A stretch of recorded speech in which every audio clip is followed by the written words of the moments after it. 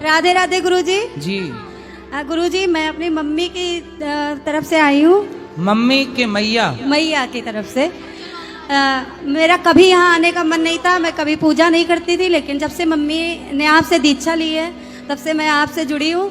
गुरुजी मुझे यहाँ का बहुत अच्छा लग रहा है। मेरी मम्मी को आप अपना आशीर्वाद दे दीजिए। खुश रहिए। राधे राधे गुरुजी। जी। कैसे हो आप? कृपा है। मेरा कोई सवाल तो नहीं है, पर मुझे ये पूछना है कि जो मेरे भाई हैं ना, वो मुझसे बहुत लड़ाई करते हैं। कितने भाई हैं? 2 भाई हैं। आप छोटी हैं बड़ी हैं? बड़ी हूँ मैं। तो क्यों लड़ते हैं वो? क्योंकि ना वो मुझे टोकते रहते हैं हर एक चीज में। जैसे मैं मतलब वो ना भक्ति मार्ग में कुछ ज्यादा ही है, मेरे से सियाने मान लो जैसे, तो वो मुझे टोकते रहते हैं हर एक चीज में। मेरी बहुत लड़ाई होती है और मम्मी उनकी साइड लेती है, मेरी साइड नहीं लेती। आप इसमें क्या बोलना चाहोगे? तो आपकी साइड आपके पिताजी रहते होंगे? नहीं, वो भी नहीं रहते। कौन रहता है? भगवान ही रहते हैं बस। हाँ, फिर आपकी जीत होगी क्योंकि भगवान आपके साथ। तो वो भी यहाँ पे आए हुए हैं, आप उनको कुछ बोलना चाहोगे? हाँ, बात कराओ, समझाएंगे क्यों लड़ते हैं। वो भाग गया अभी ये सुन के कि मैं आपसे क्वेश्चन कर रही हूँ, तो ये नहीं है। चलो उनको समझाना कि भाई लड़ाई ना किया करें। तो आप जीत नहीं जाती उनसे लड़ने में? नहीं, वो मुझे डांटते रहते हैं, मतलब छोटा फील कराते हैं, मैं उनसे बड़ी हूँ। अच्छा। हाँ जी।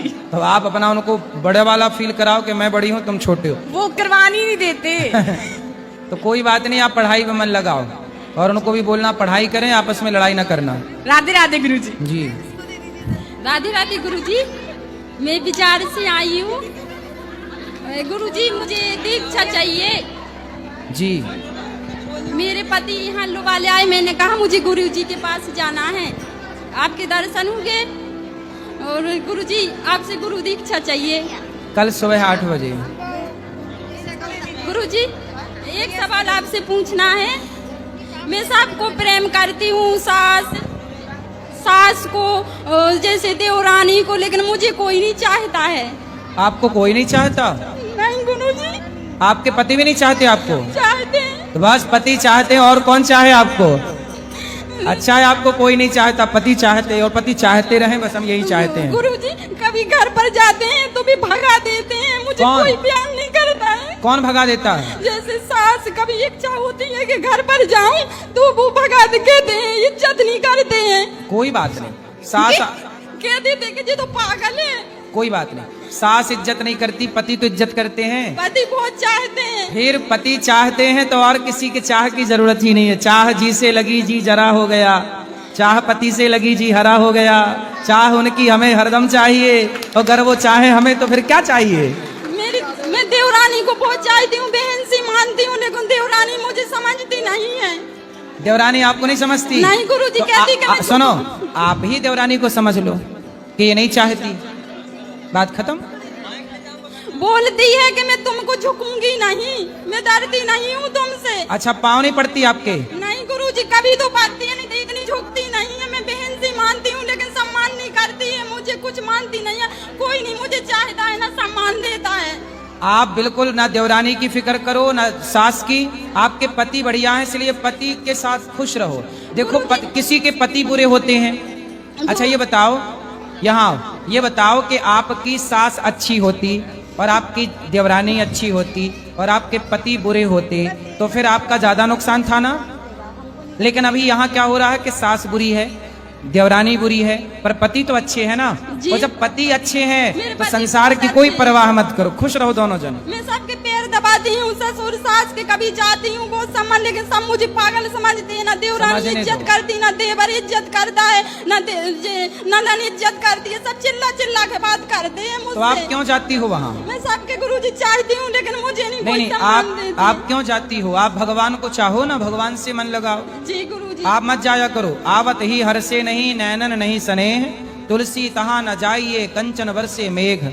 जहाँ सम्मान ना हो वहाँ कभी नहीं जाना चाहिए। गुरुजी कभी इच्छा होती कि परिवार के साथ जाऊं तो वे रोती हैं, रो ससुर जी को बताती हूँ कि आपके माता पिता आपकी इज्जत करते हैं? हाँ जी, मेरे पिताजी बहुत चाहते हैं मुझे। टीचर है मेरे पिताजी, मेरे भाई बहुत चाहते हैं, मायके में बहुत अच्छे हैं मुझे। हाँ, तो मायके जाया करो फिर मस्त, जहाँ सम्मान मिल रहा वहाँ जाओ। जी गुरुजी। ठीक है गुरुजी, ऐसा तो नहीं कि ससुराल जाने का को बहाना, ससुराल नहीं जाने का बहाना चाहिए। गुरुजी मैं आपसे दीक्षा लेना चाहती हूँ। ठीक है, आप कब दोगे दीक्षा? कल सुबह 8 बजे। सब बैठ जाओ बेटा। जय श्री श्याम गुरु जी। गुरु जी मेरा सवाल ये है, मैं अपने माता पिता के साथ पहली बार वृंदावन की धरती पे आया हूँ, तो आके बहुत आनंद लगा। तो मैंने ये एहसास किया कि जो पुराने कहते थे, जो यहाँ से जा के आ चुके हैं वृंदावन, वो कहते थे कि यहाँ प्रभु का किसी भी रूप में मिलान हो जाता है, तो ऐसा सत्य है? हाँ, मतलब ना जाने किस रूप में नारायण मिल जाएं, किसी भी रूप में? किसी भी रूप में मिल सकते हैं, इसलिए सबको भगवान का ही रूप समझना चाहिए, सब ईश्वर है। क्योंकि मेरी माता जी को भी 2 बार एहसास हुआ है, मेरी दीदी भी आई है, इनको भी एक बार एहसास हुआ है कि इनको कोई ना कोई ऐसे चलते फिरते में कोई चीज के पीछे, तो ऐसा सत्य है? मैं ये जानना चाहता हूँ। यहाँ तो देखो, आगे आगे पीछे पीछे हरि फिरे।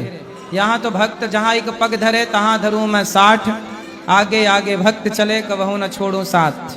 तो भगवान तो अपने भक्त के आगे पीछे हैं, बस प्रेम हो तो टकरा जाए, नहीं है तो कोई बात नहीं। धन्यवाद गुरु जी। मेरा कभी मन नहीं था यहाँ पे आने का, और मेरी धर्मपत्नी आपके आगे बैठी हुई है जी, ये मुझे लेके आई हैं, और मैं इनका बहुत बहुत धन्यवाद करता हूँ। मेरा कभी मन नहीं था यहाँ पे आने का, क्यों? बस कभी मन में ऐसा कुछ जगह नहीं गुरुजी।